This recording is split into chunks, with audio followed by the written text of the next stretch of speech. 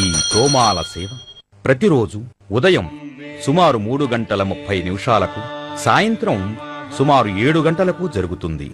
ప్రతినిత్యము తోమాల సేవా సమయంలో స్వామివారికి అభిషేకాదులు చేయటానికి తిరుమల నంబి వంశీయులు ఆకాశగంగ నుండి పరమ పవిత్రమైన గంగాజలాన్ని గర్భాలయంలో పూజకు సిద్ధంగా ఉంచుతారు.